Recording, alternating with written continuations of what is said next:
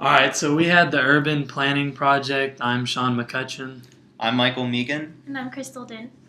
So the basic overlay of our GUI is we have 3 push buttons here, and you can select whatever city you desire to see. We have Dover, Delaware, Nashville, Tennessee, and Phoenix, Arizona. We have 3 push buttons over here, and then we also have 3 pop-up menus along with 3 static text that change. So the first thing you're going to want to do is you're going to want to select whichever city you want to see the grid of in the image. So for example, if I click Dover, the map of Dover displays with all the grid lines. And then from there, if you want to see the types of solar panels and the cost and the energy efficiency, you'll go to the Browse Energy Info. And if I click solar panels, all the information of the various solar panels pops up. So you get the brand right here, the type, the price, and the general efficiency.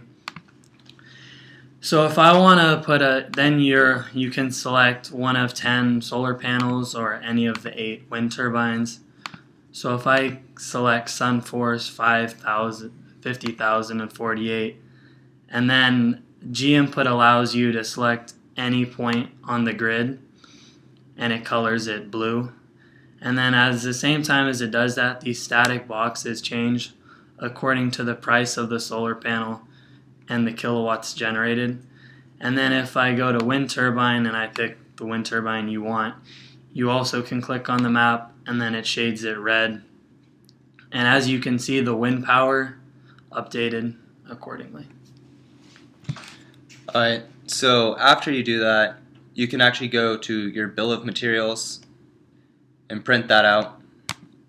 So we'll click on that, and then we'll go into the MATLAB screen, and we'll get our bill of materials text right here, and we'll just pop it up.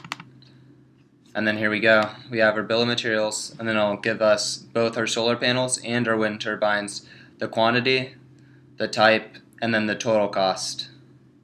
And so that's that. And if you want to save your image as a PNG, you can go Save Image, and it'll pop up in MATLAB under cityplan.png. You can rename it if you'd like. Just open it up.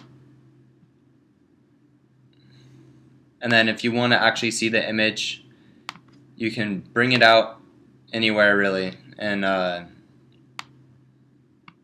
you'll be able to look at it. So here's the image.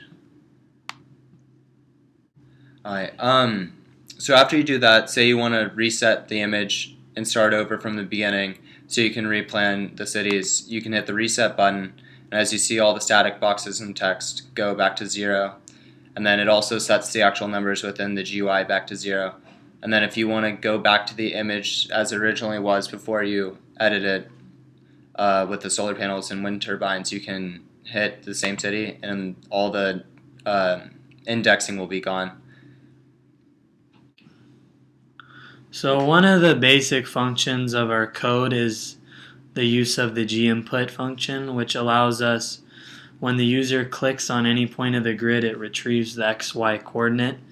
And from there we take advantage of the floor function to get each 10 by 10 grid on the square, so it rounds down so it never over approximates. And a key feature of our reset function, or our reset push button, is it resets all the values of the static text, including the total cost, solar, power generated, and wind turbine. It gets all the handles from those various text boxes and it sets them all back to 0.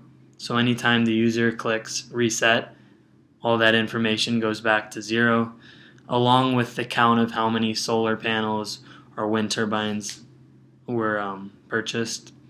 So one of the key components of this code is lines 412 to 530.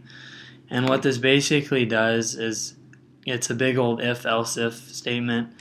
So if track equals 1, it corresponds to Dover. Else if track equals 2 corresponds to Nashville. And then the last one corresponds to Phoenix. And everything in these 40 or less than that, 20 lines about, it keeps track of the count, it keeps track of the price, and following that in this for statement, it puts it all into the bill of materials, which is printed out. And this code right here, talking about if count D is less than 20, it only allows the user to make 20 clicks, and if the user goes over 20 for any of the individual cities, this message warning cannot select more than 20 boxes appears. And the user can simply go to the reset button, and then it'll